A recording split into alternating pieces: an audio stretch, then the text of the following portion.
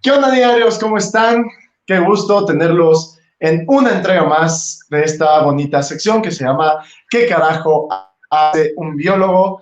Y el día de hoy tenemos otro invitadazo súper especial para los que habían pedido paleontología, los que les gustan los fósiles. Tenemos al doctor Alberto Cruz Silva.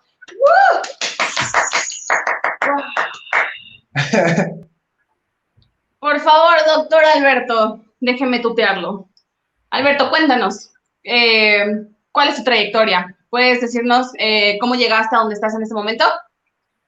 Va, sí, ¿cómo no? Pues fíjate que para romperle el corazón a mucha gente, en realidad no soy el paleontólogo que vio Jurassic Park y se hizo paleontólogo porque amaba a los dinosaurios, no. Los voy a desilusionar por ahí. Lástima. Pero en realidad, yo quería ser herpetólogo y de hecho yo cuando estaba en mi pueblo, que es en la Sierra Norte de Puebla, me encantaban las lagartijas y las ranas, porque es lo que más veía yo acá. Y justamente eso hizo que yo quisiera estudiar biología desde pequeño. Después de ahí, yo justamente entro al Politécnico, allá en la Ciudad de México, y estudié biología. Y por ahí del segundo semestre me dio esta locura que nos da, yo creo que a todos en la licenciatura o a varios, de no sirvo para esto no es para mí, a lo mejor me equivoqué de carrera, Sí. ya sabes. Y la iba a dejar, de hecho la iba a dejar, pero un profesor que conocí que se llama Oscar Polaco, que en realidad ya ahorita ya no está con nosotros, pero él me dijo, cuando le conté mis inquietudes y que quería dejar la carrera y que no servía para esto, me dijo, pues yo creo que lo que necesitas es ir a un laboratorio, ver lo que en realidad hace un biólogo, ¿qué carajos hace un biólogo? Lo que en realidad hace. Y justamente, Justo. sí, y justamente, ve si te gusta o no, porque lo que damos en clases en realidad es como cosas ya establecidas y que le enseñas a los estudiantes y ya, pero las cosas que realmente hace uno las ve en los laboratorios, ¿no?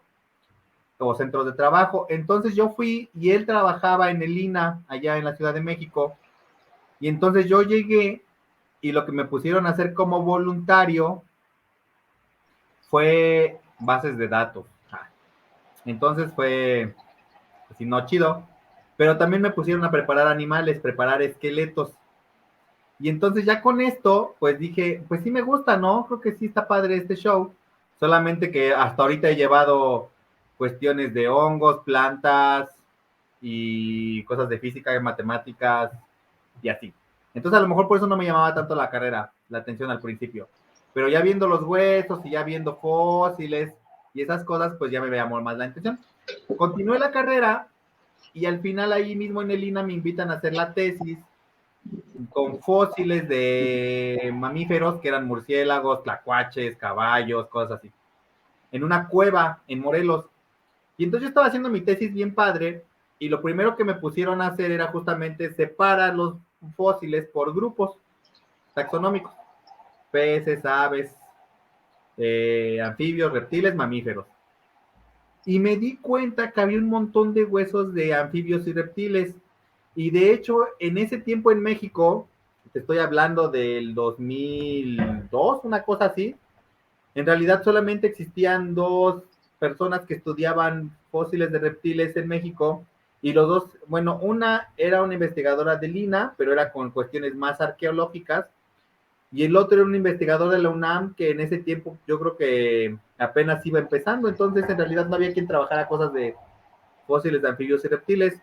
Y entonces yo dije, claro, si hay tantos fósiles de anfibios y reptiles, pues puedo juntar paleontología con herpetología y así no desecho mis sueños y le entro a esta nueva rama que me están invitando a trabajar. Entonces, ya, pues hice mi tesis con anfibios y reptiles fósiles de la cueva allá en Morelos. Eh, Padre porque pues dije, ay, estoy haciendo lo que me gusta.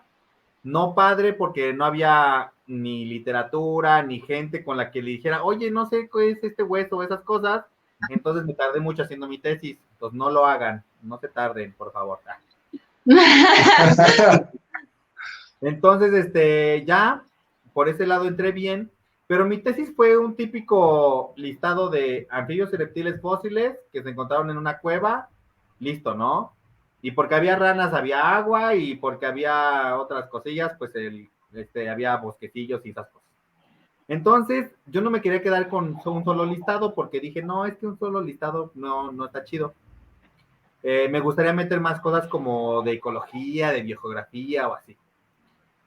Y ya con eso, el asesor de esa época, que actualmente es muy amigo mío, que es el doctor Joaquín Arroyo Cabrales, pues él conoce mucha gente dentro de la paleo, porque es como súper acá, amigo de todos, buena onda, es de esos paleontólogos que en realidad no es así de mi sitio, mis huesos, mi colección, sino él como que se abre a todo lo nuevo que puede pasar, o sea, no le tiene miedo al éxito, pues, y que quien quiera estudiar venga, y que quiera trabajar venga, y entonces él me llevó con otro investigador de la UNAM, y me dijo, pues mira, él estudia los anfibios y reptiles fósiles, pues me presentó, platiqué con el investigador y me dijo, pues vente a hacer la maestría conmigo, ¿no?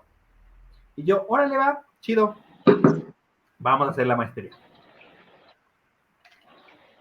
Pero antes de eso, lo que me llevó a titularme, porque yo como buen alumno, pues me encantaba ir a campo y me encantaba colectar bichos y me encantaba todo eso.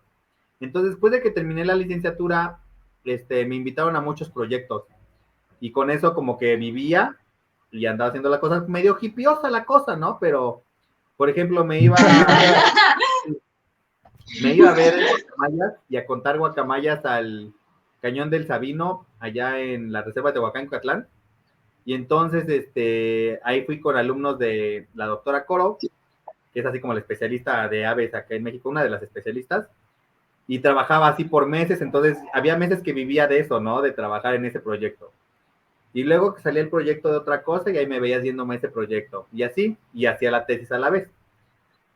Y no fue hasta que me invitaron a Sonora a un proyecto bien así, bien acá, súper poderoso, porque encontraron una defensa de lo que parecían estos mamuts o confoterios, esas cosas de antes, un colmillo, que le llama comúnmente la gente, junto con una punta de flecha de estas Clovis, de estos los primeros pobladores de América, que son así grandotas, ¿no? Como para matar mamut.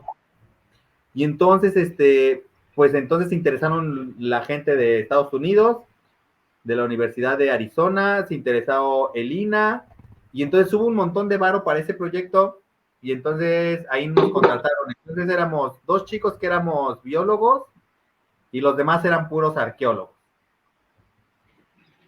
Pero hacíamos lo mismo, íbamos a campo desde las 6 de la mañana que salía el sol allá en Sonora en el desierto, vivíamos en el desierto en la nada, entonces todo lo más cercano era Hermosillo a 3 horas o un lugar llamado El Dipo a 3 horas en camioneta, ¿no?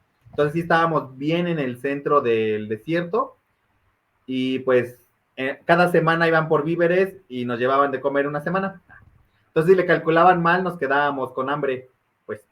Entonces nada más pasó una vez que no alcanzó la comida y como 2 días nos la pasamos comiendo puro cereal, así, uno. Pero solamente esa vez.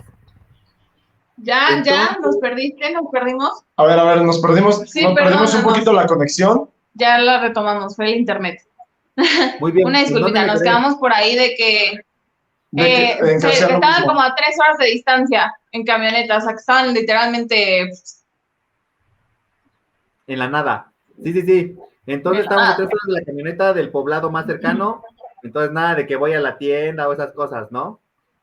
Y de hecho, cada semana iban por víveres para vivir una semana, y así, por víveres, una semana. Y alguna vez nos pasó que se calcularon mal los víveres y 2 días comiendo puro cereal así.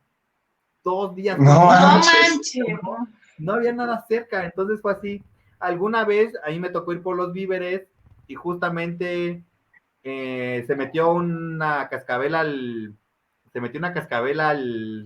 campamento, porque estábamos en unas casas de campaña ahí, y había un chico, nuestro jefe era un chico arqueólogo que trabajaba en Alaska.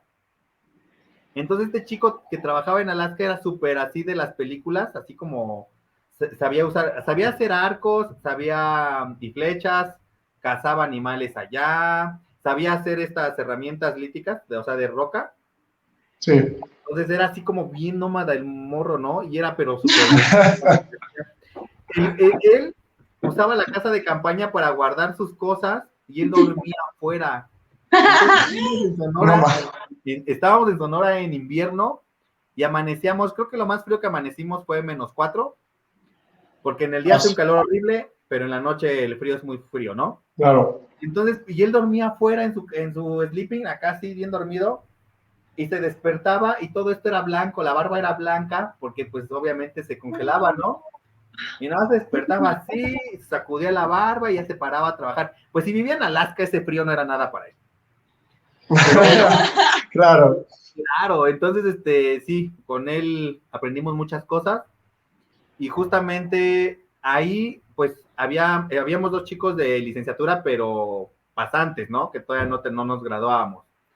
Había un chico graduado ya de licenciatura, con licenciatura, había un chico de maestría y había un chico de doctorado. Y todos hacíamos lo mismo. Nos levantábamos tempranos, al excavar, llénate de tierra, saca los fósiles, cura el material, todo hacíamos lo mismo. Pero cuando llegaba el cheque, a nosotros nos pagaban en esa época 4,000 pesos por ser pasantes, al de licenciatura le pagaban 7, al de maestría le pagaban 10 y al de doctorado 12. Y dices, no manches, si estamos haciendo lo mismo, ¿no? Y entonces por eso dije, ya, me regreso, fueron 4 meses viviendo en el desierto, regresé a la ciudad, terminé la tesis así de, voy a terminarla, me titulé y luego la maestría, porque dije, no, es injusto, ¿no? A mí no me dejan atrás. Entonces ya me fui a la maestría y me presentaron a este investigador de la UNAM. Y lo padre es que él está en el Instituto de Biología de la UNAM. Entonces, en realidad, a diferencia de muchos paleontólogos, muchos se formaron en el Instituto de Geología o están formados en el Instituto de Geología. Entonces, su vocación es como paleontológica con rocas, ¿no? Geología y fósiles. Pero yo como me fui al Instituto de Biología, en realidad ahí conocí un montón de gente, porque en realidad yo lo que pienso de los posgrados es que tu asesor te enseña, pero muchas veces el asesor es ya como un investigador acá super top, y entonces nunca tiene tiempo. Entonces, entrar a un posgrado es aprender a arreglártelas tú solito, ¿no? Algo así. Y entonces, pero lo que en realidad te enriquece son todos los compañeros que tienes alrededor.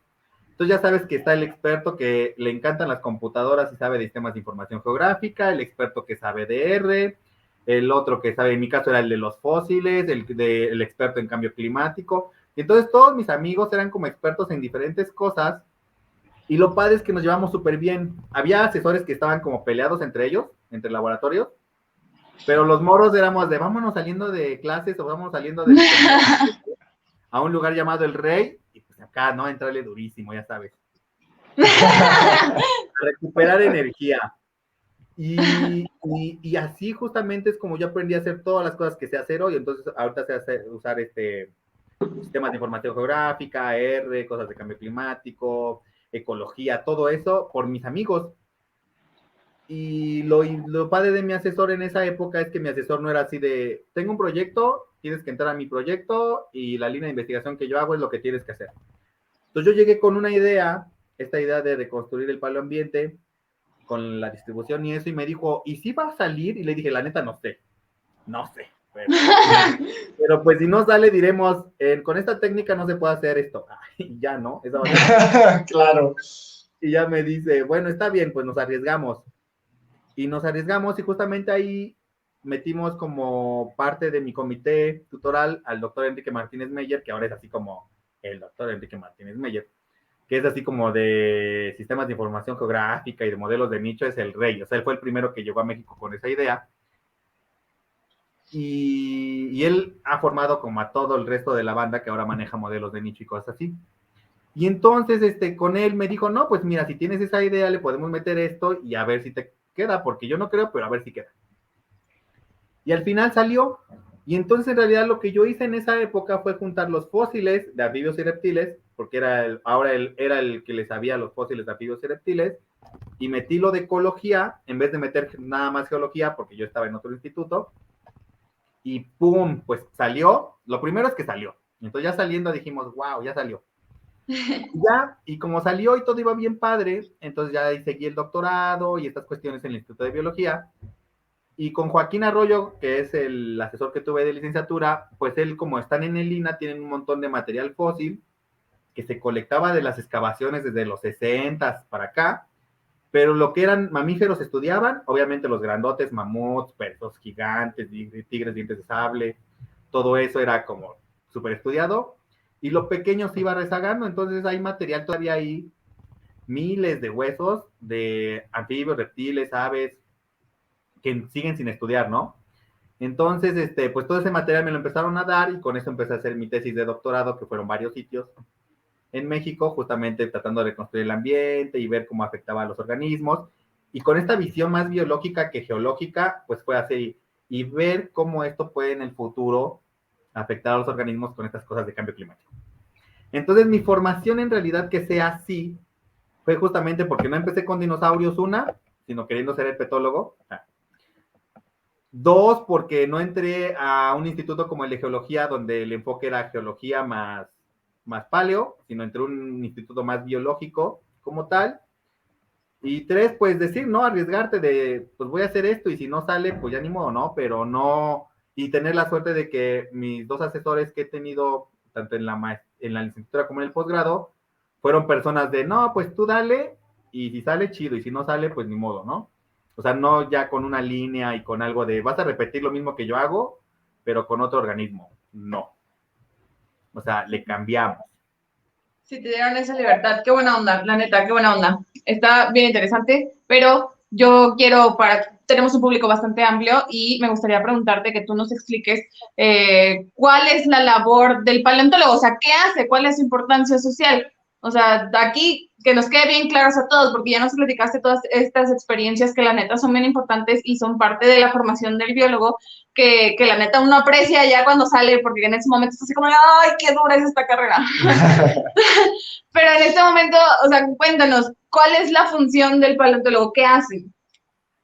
Va, mira, yo creo que lo primero que habría que separar, porque a todos nos pasa como paleontólogos, y yo creo que a los biólogos también les pasa, que pasan dos cosas. Tú vas a una fiesta, acá con la banda, y tú conoces en la fiesta, pues, a ingenieros, conoces arquitectos, conoces contadores, pues las fiestas, o vas al antro y conoces gente de diferentes ámbitos, bares, lo que sea. Tú dices, soy biólogo, y no falta el contador, ingeniero, arquitecto, lo que sea, que te diga, yo siempre quise ser biólogo, ¿no? Pero estudié esto porque me iba a dejar más varo. Simón. Siempre pasa, ¿no? Y en ese tenor, a los arqueólogos les pasa lo mismo. O sea, a mí me ha tocado amigos arqueólogos que igual van a las fiestas, todo este rollo, y les dicen arqueología. Y como arqueología también es algo bonito, les dicen, yo siempre quise estudiar pirámides y eso, pero pues por el varo me dediqué a ser contador, ¿no? Entonces, sí, es una cosa así bien locochona. Pero así, y luego, entonces, otro problema que tenemos es que los paleontólogos y los arqueólogos nos confunden todo el tiempo, así como a los biólogos con los veterinarios. Uy, sí. Sí. Sí. ¿No? Definitivamente. Sí. Entonces, me han tocado amigos arqueólogos que dicen, no, la otra vez fui a una fiesta y les dije, o a una comida familiar o algo así, y les dije que soy arqueólogo, y me dicen, tú sacas dinosaurios, y no. Sí. Y uno como paleontólogo dice, es que soy paleontólogo, entonces sacas humanos de pirámide. No, tampoco. Hay esa confusión en la sociedad, hay esa confusión que un arqueólogo y un paleontólogo en realidad pueden hacer lo mismo. Llega el momento en que trabajamos en los mismos lugares, pero no es que hagamos lo mismo, ¿no? Los arqueólogos, o sea, si tú encuentras un sitio con humanos y con mamuts, que es donde se pueden solapar, el arqueólogo lo va a ver así de, yo veo al humano como mi principal fuente de estudio y veo que se comía el mamut y que el mamut le daba piel, alimento y todo eso, ¿no?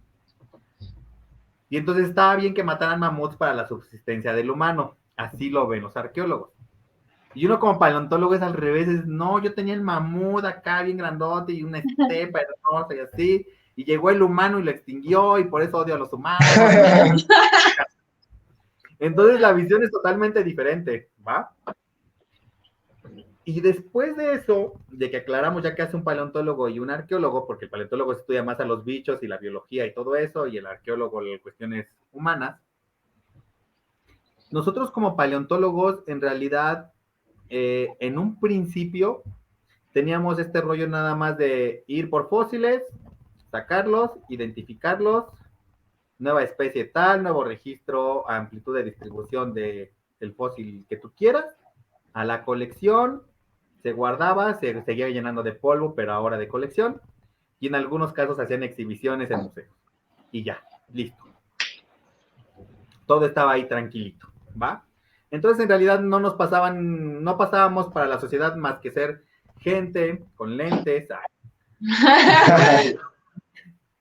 y con ropas como colores cafés, colores así muy térreos, ¿hecho? Y con nuestro piquito acá. Eso éramos los paleontólogos para la gente. Listo.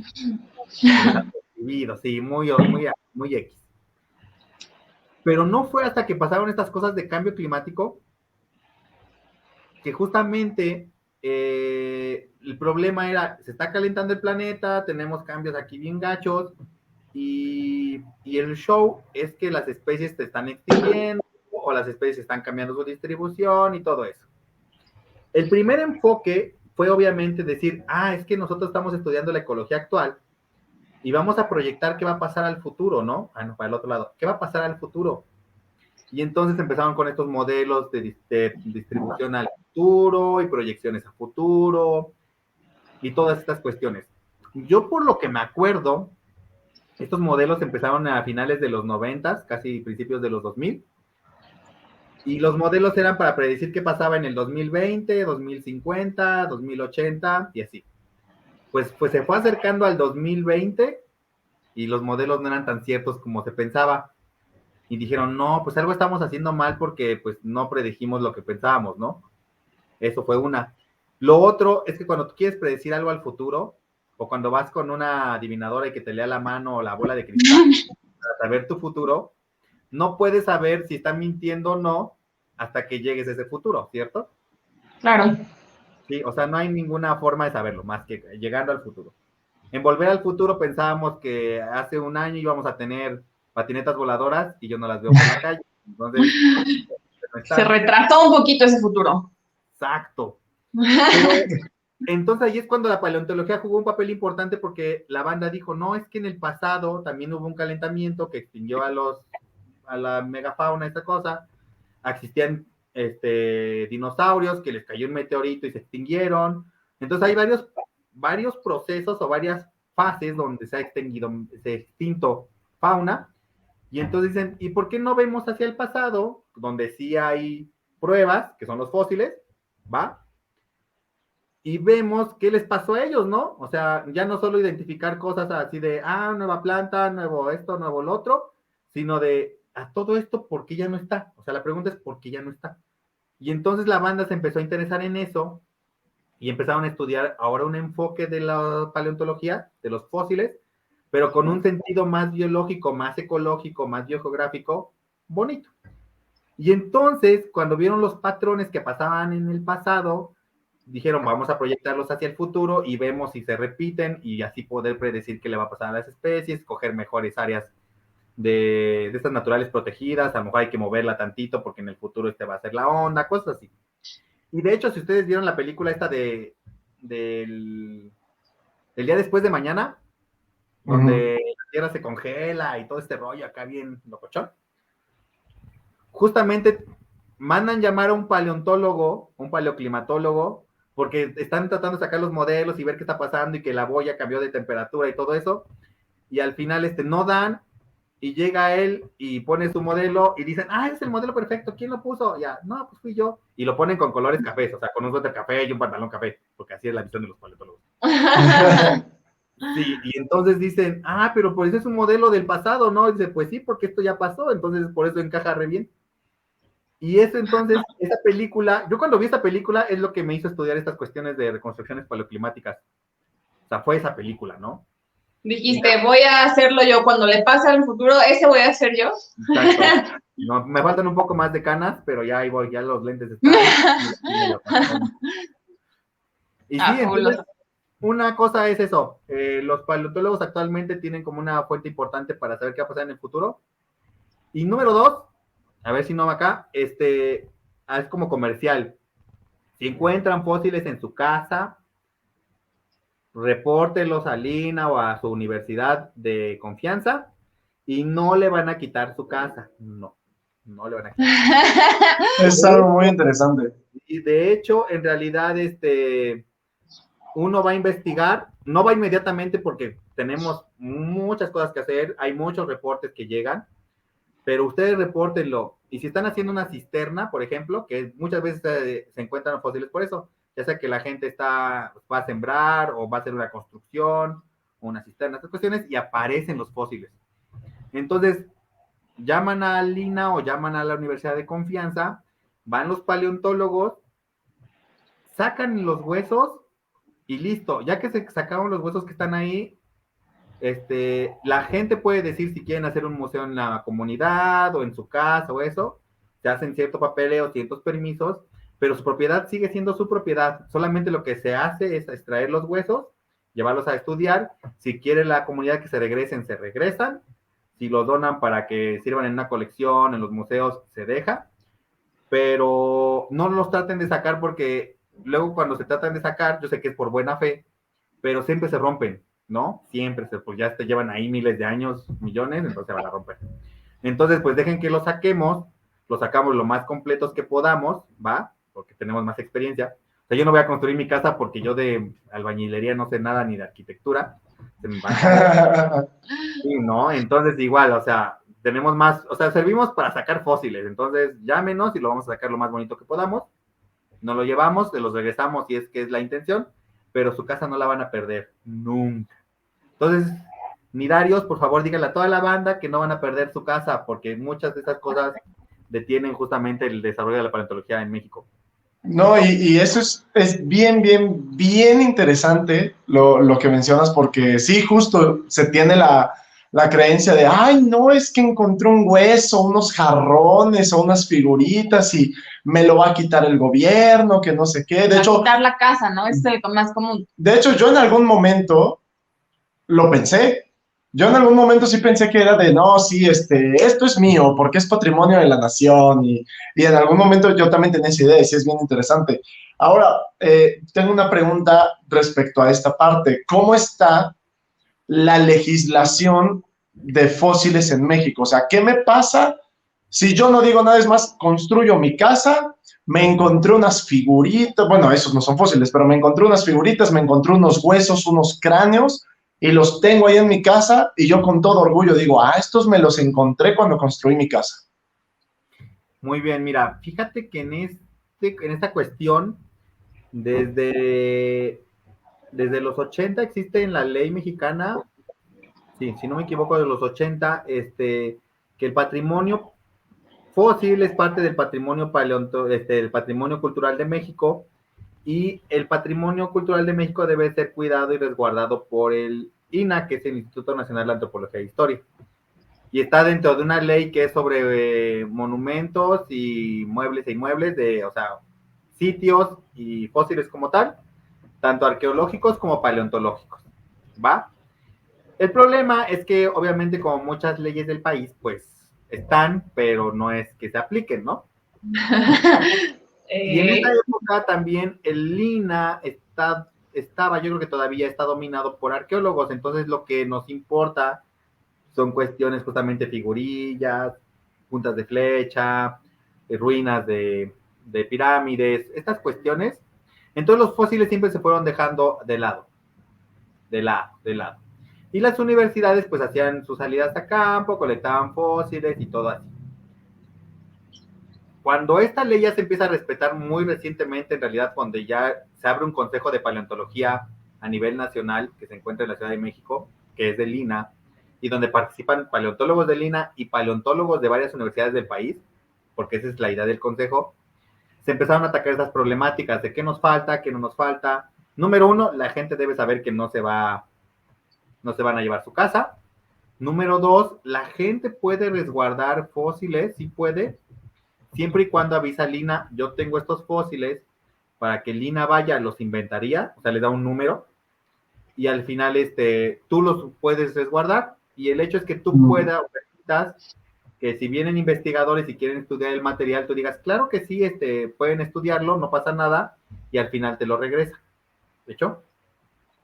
Ahora, si en el pasado tú construiste tu casa y no avisaste porque tenías miedo de que te la quitaran, y sacaste los cráneos, sacaste las figurillas, sacaste todo esto y lo tienes en un almacén, pues avisas a Lina de que los tienes y no pasa nada, ¿no? Lo inventarían y tú los cuidas. Lo que no se vale es vender esas figurillas o esos fósiles, porque eso sí es el delito, vender, ¿va? Y ahora que ya sabes que es un delito, pues tú ya no sacas los fósiles ni las figurillas, sino avisas a los que saben, ellos los sacan, también por el bien de los fósiles y del material arqueológico, y ahí ya se empiezan a hacer las negociaciones o los papeleos, por si te lo quieres quedar, te lo quedas, si no, pues se pasa a las instituciones que los van a resguardar por muchos años, porque es otro problema. Tú a lo mejor sí tienes mucho cuidado, hasta haces un mueble o mandas comprar un mueble y los guardas, los bien bonitos, los limpias, lo tienes perfecto. Pero el día que tú mueras, ¿no? Y estas cosas las hereden tus hijos, entonces a lo mejor los hijos no les importa nada de eso. Entonces se empiezan a aventar en cajas, lo empiezan así, se empiezan a perder, y ahí es cuando perdemos un montón de información del pasado y de la historia de México. Entonces lo mejor, lo ideal es que lo tengan tanto universidades o el INA, y eso los van a resguardar por siglos, ¿no? Y ya, entonces, sí, lo mejor es que lo tengan ellos, pero si en todo caso lo van a tener resguardados, ya sea personas particulares o museos locales, pues entonces ahí sí se tiene que comprometer a hacer estas cuestiones. Entonces, ahorita estas cuestiones de la ley se están explicando y se están haciendo así como muy para la banda, como nosotros, que justamente entiendan que sí se puede tener, que si encuentras un fósil no va a pasar nada, no hay peligro, que si ya pasó que tu abuelo tenía fósiles y ahí están, pues ni modo, ¿no? En esas épocas era diferente, no va a pasar nada legal, y entonces tú nada más anuncias que los tienes, los puedes donar a una universidad si te place, y si no, pues ya, te haces los papeles necesarios. Sí, puede manejarse por ahí. Interesante. Sí, que bueno, eso es bien importante recalcarlo, porque muchas veces se los esconden literalmente con tal de que no les vaya a pasar nada. Y peor, los venden, justo lo que acabas de decir. Sí. Pero bueno, entrando en estas problemáticas, yo quiero saber cuáles son las problemáticas que tú te has enfrentado o que se puede enfrentar un paleontólogo a lo largo de su carrera profesional siendo un paleontólogo. O sea, ¿cuáles son las adversidades con las que te puedes enfrentar? Muy bien. Mira, pues, como paleontólogo, número 1, no sé cómo se vaya a enfocar este rollo, pero, por ejemplo, en cuanto a peligro, por hacer tu profesión, pues, si estás trabajando en una barranca, que te caigas y te desbarranques y esas cosas, ¿no? Hasta cuestiones así, más. Lo de cualquier biólogo, ¿no? Exactamente. O sea, cualquier profesión yo creo que sufre de estas cuestiones, ¿no? Pero ya hacia otro nivel de qué cosas difíciles pueden pasar, pues ahora con un poco la inseguridad del país, pues obviamente hay lugares donde no entra. Igual que con un biólogo, puede estar ahí el sitio fósil con los mejores fósiles del mundo, pero si socialmente tenemos estas cuestiones delictivas o así, obviamente no vas a entrar, ¿no? Por seguridad. Digo, los fósiles ya llevan miles o millones de años ahí, en teoría van a aguantar otros 10 años, así, ¿no? Espera a que se vayan. Espera a que mejoren la situación. Muy bien. Lo otro es que generalmente como paleontólogo, y yo creo que en la ciencia en general, muchas veces nos enseñan en la escuela que, o sea, que si entras a la universidad, la idea es que tú hagas investigación, ¿no? Y que ese es el único camino o el camino verdadero de la ciencia, hacer investigación y así. Y yo creo que no, yo creo que en realidad ese pensamiento a veces hace que la gente se enfoque en eso y a lo mejor tú no tienes madera de científico, ¿no? O sea, todos tenemos diferentes aptitudes y actitudes. Entonces, pero ¿qué tal si eres excelente divulgador? Entonces, en realidad no es que te tengas que hacer ciencia, les pasa como ustedes, ¿no? Ustedes tienen un pegue increíble en redes y esas cosas, divulgan todo esto de la biología súper bien. Yo he sabido de gente que lo ha querido intentar y al final no puede porque o no tiene la vocación o no tiene este punch acá, ya sabes, ¿no? O le cuesta manejar los programas o estas cuestiones. Entonces, los tiempos que mira la cámara, en el foco rojo, ahí está. Ah, perfecto. Esas cuestiones para cierta gente son muy difíciles. Y entonces hay gente que de plano, o sea, yo no sé si podía hacerlo o no, o sea, no lo sé. Yo al final sí decidí por la investigación y es lo que hago y me encanta. Pero yo creo que hay personas que pueden hacer eso. Hay un paleontólogo de Michoacán que se llama Roberto Díaz Cibaja. Él es súper buen divulgador y tiene su página de paleos y le ha ido increíble y con eso ha hecho muchísimas cosas increíbles. Entonces, y también hace investigación, entonces maneja bien las cosas. Hay otra investigadora y ambos son doctores, ¿no? Entonces, hay otra investigadora que se llama Adriana, que tiene una página de Geoexplora, que aparte hacen como excursiones y estas cosas, y también es súper buena para lo que hace, súper buena en estas cosas de divulgación. Yo creo que ellos dos han impulsado la divulgación de la paleo en México así, ¿no? Así, por todos lados. Entonces, y eso es lo que saben hacer, entonces está bien, ¿no? Y yo creo que futuros estudiantes de biología o de paleo, lo que sea, pueden hacerlo. Hay biólogos que han hecho una carrera súper padre en cuestiones más aplicadas, a lo mejor de estas cosas, consultorías ambientales. O sea, haces cero investigación, pero haces cosas bien aplicadas. Hay otros biólogos que son los que mejoran las producciones de camarones o estas cosas que nos comemos, maíz y esas cosas, y pum, ¿no? Entonces, yo creo que hay que quitarnos también esa venda de solo la investigación es cuando entras a la carrera, sino entras a la carrera y le puedes entrar a lo que quieras, ¿no? Entonces, yo creo que esa es la idea.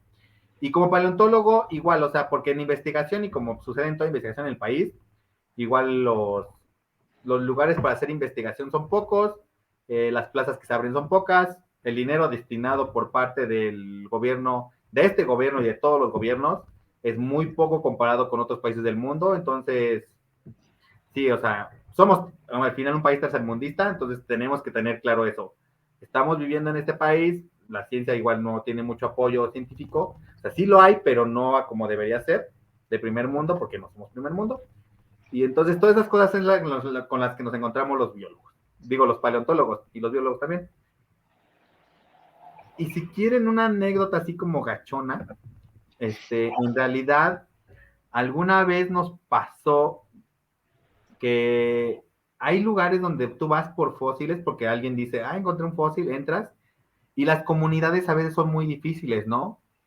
Entonces, en alguna comunidad nos tocó que había fósiles, fuimos a ver qué onda, hicimos la visita de prospección, porque primero vemos cómo están los fósiles y en eso pensamos cómo los vamos a sacar, y luego ya regresamos con todo el material para no andar cargando cosas de más o yendo 2 veces, o 3, o así, y ya vamos a sacarlos. Pues cuando regresamos ya no estaban, porque como la gente vio que estábamos ahí, dijeron, no queremos a esta gente en estas tierras, y mejor destruyeron los fósiles, o sea, le hicieron polvo, y así no ya no manches. Esa es una cosa de las que nos enfrentamos y es muy, muy triste, ¿no?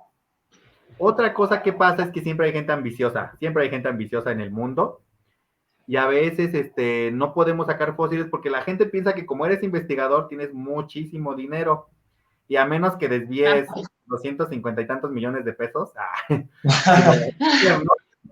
pero si no, si eres un investigador como cualquiera de los que somos, pues no es que tengamos mucho dinero, ¿no? Yo tengo un Chevy, por ejemplo.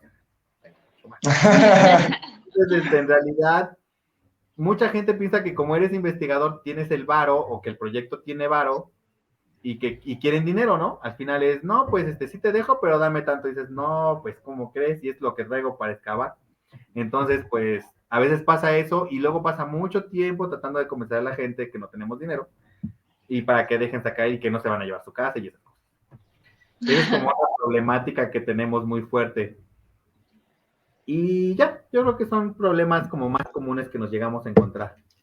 Ok, perfecto.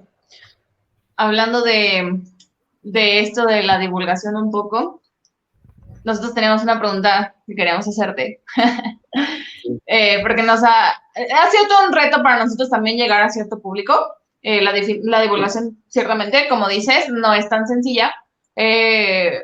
Entonces, queríamos preguntarte, si tú te tuvieras que dirigir a un niño de 5 años, por ejemplo, un niño, puede ser mayor, ¿cómo le dirías tú lo que es un fósil? Sí, o sea, imaginemos que tenemos a un niño y te está diciendo así, oiga, señor paleontólogo, ¿qué es un fósil? Muy bien. Pues yo empezaría como, primero, tratando de llamar su atención, porque los niños, obviamente, pierden la atención en 5 segundos, ¿no? Sí, es horrible. Entonces, yo pensaría primero diciéndole que, sí, o sea, lo primero es, ubicas a los dinosaurios, porque todo niño va a ubicar a los dinosaurios. Claro. Muy bien. Y entonces, ya que ubicó a los dinosaurios, lo siguiente es, mira, y te va a empezar a decir, ay, sí, yo conozco, porque a esa edad es cuando más saben de dinosaurios. Sí, tenemos al dinosaurio tal, yo no sé nada de dinosaurios. Y tenemos al Paracelophalopus, no sé, nombres de así, ¿no? Y te dicen esto y vivió en tal época y comía esto, era herbívoro, carnívoro, así. Buenísimos los niños para eso. Y entonces le dices, claro, muy bien, pues todo eso que sabes es gracias a que alguna persona encontró un hueso enterrado en el suelo, ¿va? Y ese hueso que encontró es lo que nosotros conocemos como fósiles.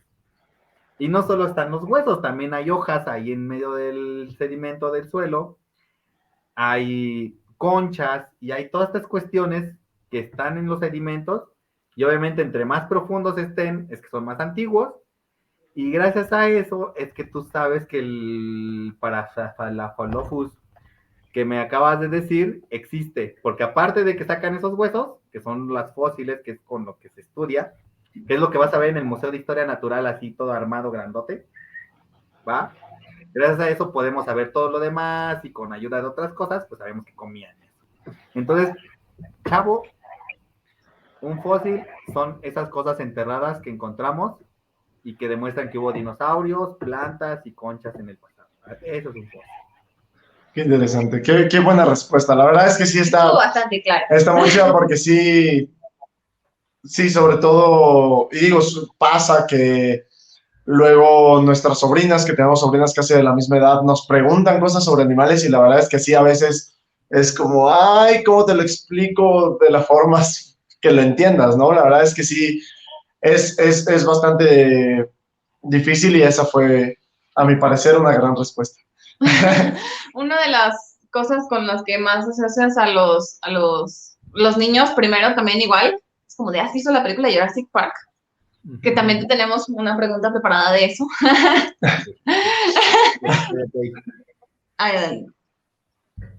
Respecto a Jurassic Park, que sabemos que en ninguna han salido dinosaurios emplumados. Ajá. ¿Qué nos puedes decir al respecto sobre el hecho de que los dinosaurios tenían plumas? Digo, para nosotros como biólogos nos queda bien claro y lo que alguna vez también veíamos en la materia de, ¿cómo se llamaba? Teoría de la ciencia, que pues es toda esta parte de filosofía, que en la ciencia o como científicos es casi un acto de fe el creerle a otros científicos. A muchos, no, es que la ciencia es un hecho. Pero es también un acto de fe entre nosotros como científicos porque te dicen, el planeta es redondo y te consta que es redondo, tú ya lo viste, o es un acto de fe en que le crees a la persona que lo está diciendo, ¿no? Como científico. Entonces, aquí obviamente los paleontólogos nos han dicho con base a sus pruebas que los dinosaurios tienen plumas y para nosotros como biólogos hacemos el acto de fe en creerles y decir, pues sí, tenían plumas, perdón, y suena coherente para nosotros de acuerdo a los datos que dan. Pero, ¿qué nos puedes decir respecto a eso? Porque mucha gente no le cuadra el hecho de que eran pollos, ¿no? Casi unos pollos gigantes. Muy bien. Mira, fíjate que eso es súper interesante porque sí pasa. Y en mi caso va a estar peor porque yo cuando era chavo, así como ustedes, más chavo, los dinosaurios eran cachetones y eran gordos. Sí. Entonces, ¿si has visto pie grande? Sí se llama ese el de los dinosauritos, ¿no? Que viajan. Ah, no, pie pequeño. Pie pequeño. Ah, pie grande es otro, ¿ves? Ajá, sí. Pie pequeño. el Triceratops es bien cachetón, la Triceratops es bien cachetona, ¿no? Ujú. Y pie pequeño igual es cachetón, porque justamente lo que se creía en esa época es que, pues para comer, o sea, tratar de comer las hierbas de esa época y eso como herbívoro, pues tenías que parecerte a los herbívoros actuales grandotes. Y los actuales, pues son vacas, ¿no? Y entonces las vacas sí son cachetonas. Y entonces la banda dibujaba y reconstruía a los dinosaurios cachetones y gordos, porque tenían que tener unos estómagos para poder consumir todo lo que comían. Después vienen las otras pruebas más recientes, y dicen, no, es que como buen reptil no puedes tener cachetes porque los cachetes son en realidad una cuestión más como de mamíferos, ¿va? O sea, y entonces dicen, no, los reptiles son así como más alargaquillos, más estilizados. Y entonces al principio pues es difícil porque tú crees con una ideología que te enseñan y cambiar de ideología es lo más difícil del mundo. Es lo más difícil. Sí, o sea, vaciar la taza y llenarla con nuevo líquido es lo más difícil que puede pasar. Y, por ejemplo, con los chavos de biología nos pasa un montón a los profesores. Les enseñan estas cuestiones de lento, continuo y gradual, de la ciencia y esas cosas, y cambiarles los nuevos enfoques así de, no, porque me estás cambiando mi inocencia y mi infancia. Y entonces, en realidad, esto es de lo más difícil. A mí me han tocado ya 3 transformaciones. Una, de que no eran cachetones y gordos, y que los cuello largos no vivían en el agua y por eso tenían el cuello largo para salir del agua y poder comer, y que porque el peso era tanto que no los podía soportar la tierra y la gravedad. Ahora ya sabemos que sí. Y luego también me vino esta cuestión de los dinosaurios tienen plumas, ¿va? Ni modo. Y entonces, sí, yo crecí también con Jurassic Park. Y justamente cuando salió esta cuestión de las plumas, iban en Jurassic Park 2 o 3, no me acuerdo, en la transición. Y entonces y como trataron de hacer Jurassic Park lo que más se parecía o con datos reales, pero siempre metiéndole ficción, porque al fin y al cabo es una película. Claro. Entonces, pues no era así, sí se van a ver como pollos y no van a dar tanto miedo. Bien lo dijiste, ¿no? Pollos gigantes. ¿No? Se van a parecer más a Kikiribú del que justamente a un dinosaurio, ¿no? Entonces, pues no, y lo que hicieron nada más fue ponerle a los Velociraptors unas plumitas acá para que se vieran cool, ¿no? Como acá, como acá, bien. Sí. Exacto. Y entonces dijeron, pues bueno, vamos a meterle plumas porque la ciencia dice que tienen plumas, pero no me gusta cómo se ven para el cine. Y de hecho, todavía había cierto así como de sí, no, vamos a ver, pero como paleontólogos y paleontólogos serios, jamás vamos a decir algo que no tengamos en la mano. O sea, jamás vamos a asumir cosas hasta que no las tengamos acá en la mano. Y pues se ha encontrado la evidencia de muchos dinosaurios con las plumas impregnadas en el sedimento, que puedes decir, ahí no hay manera de que no tengan plumas. Claro. Entonces, viene acá la cuestión, sí tienen plumas, punto, número 1, tienen plumas. Luego, el problema es cuando empiezan a encontrar esta evidencia, por ejemplo, como en el tiranosaurio Rex o estos dinosaurios grandotes, y dices, es que eso no me lo imagino con plumas jamás. Y no fue hasta que encontraron también impresiones de piel donde dices, claro, tenían plumas, pero no en todo el cuerpo, entonces ya había como cierta regionalización. Y en todas estas cuestiones han ido cambiando, y como científicos, como bien lo mencionan ustedes, al principio tenemos que creer en lo que dice otro científico porque creemos que está haciendo las cosas bien. Pero la magia de la ciencia es que llega otro científico y te diga, ajá, encontré algo nuevo y ya, lo tuyo se acabó, listo, ¿no? O sea, y no es porque te odie, ¿no? No es porque vayan no, sino simplemente encontré algo diferente y esto pues explica mejor lo que tú tenías y ya. Y entonces el otro científico va a tratar de explicar otra cosa y así. O sea, jamás te enojas con el que te tumba una teoría, al contrario dices, no más, claro, es que eso no lo había visto, ¿no? Entonces sí, tiene toda la razón. Oye, carnal, qué buena onda, qué buen trabajo hiciste, vamos a colaborar. Esa es la reacción de un científico, jamás pelearse. Que se peleen en Facebook, pero no. Entre científicos no. La idea es no pelearnos, ¿no? Sino simplemente enriquecer esta cuestión, ¿no? Y en el futuro no sabemos qué va a pasar con los dinosaurios. Entonces, ahorita vamos y sabemos que muchos tenían plumas, no necesariamente todos, pero sí muchos. Entonces, la idea ahora es ver con qué cosas nos sorprende la ciencia, ¿no? Que eso es lo padre, qué cosas nos va a sorprender. O sea, no quedarnos en lo que sabíamos, sino hasta ahorita tenían los dinosaurios cachetones y se ven bien feos, ¿no? Sí, justo. Todos gordos y torpes. No. Pues bueno, yo quiero preguntarte, ay Dios, otra vez me fue la idea. ¿Nos puedes decir así rápidamente cuáles son algunas de las investigaciones que has realizado o en las que hayas participado para que más o menos tengan una idea de cómo se trabaja en esto? O sea, cuáles han sido estas ideas, cómo han surgido y sobre qué. Muy bien, pues rapidísimamente, en realidad yo me enfoco más en reconstruir el paleoambiente y el paleoclima. Entonces lo que hago es utilizar los fósiles y utilizar información de biogeografía actual, o sea, de cómo se distribuyen las especies, y ecología, ya sea de poblaciones, o sea, de abundancias y esas cosas, o ecología de comunidades, ¿no? De estas especies les gusta este tipo de clima, este tipo de clima o de vegetación, y junto toda esa información actual con la información de los fósiles, la mezclo y trato de reconstruir el ambiente del pasado y el clima del pasado, como para darnos una idea de cómo era todo en el pasado.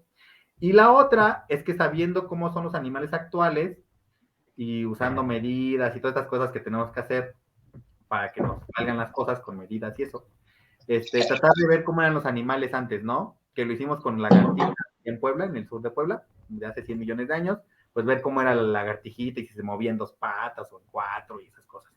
Eso es generalmente lo que yo hago, o sea, me gusta más mezclar cuestiones biogeográficas y ecológicas y metérselas a los fósiles, ¿no? Es como lo que me encanta, sí. Fabuloso. Es un tema bien interesante, la neta me gusta mucho. Sí, bastante.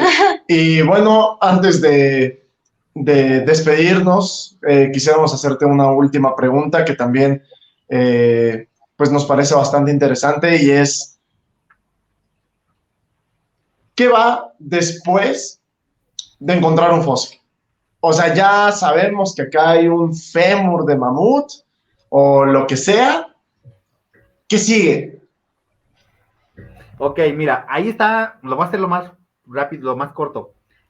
Tú encuentras un fósil, número 1 es sacarlo, pum, lo sacas, ¿no? Con todo el cuidado que puedas, le pones yeso, le ponen polio, o sea, le pones, el caso es que no se te rompa, la idea es que no se rompa.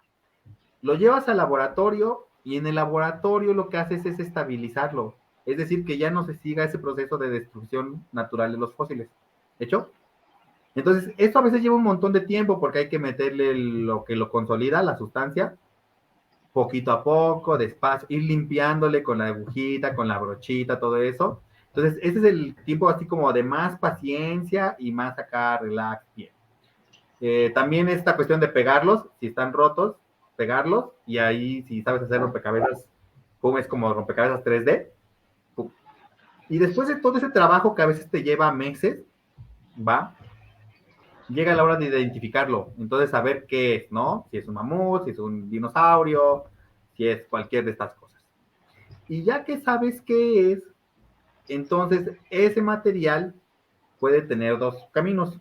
Uno, que ya que sabes qué es, publicas lo que es, lo das a conocer al mundo y lo guardas en una gaveta en una colección científica para que alguien más pueda venir a verlo y a corroborar lo que tú dijiste. Lo otro es que se use ese material para exhibición en un museo y entonces puedas ver cómo eran los animales del pasado por medio de los fósiles.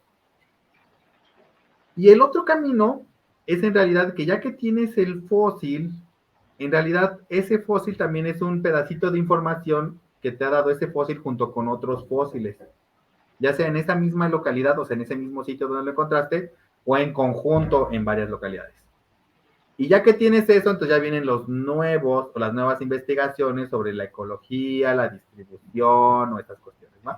Entonces, sí, los fósiles, yo sé que lo más chido para cualquier paleontólogo y cualquier biólogo y cualquier carrera de como la afina a las nuestras es el campo.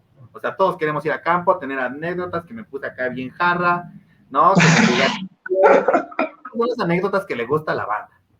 Pero en realidad ese es el principio, En el laboratorio es la otra parte donde hay que tener esta paciencia y así, y hay gente que le encanta también estar manejando y agarrando.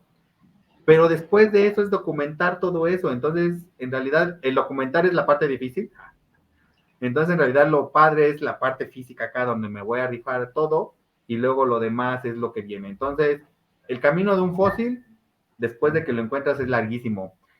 Si bien te va, en un año tienes todo, a veces tardas años y años y años hasta que lo puedes sacar. Entonces, sí, así como tardaron en fosilizarse y llevan millones de años o miles de años allá abajo del sedimento hasta que lo saquemos, también el camino para que salgan igual es lento.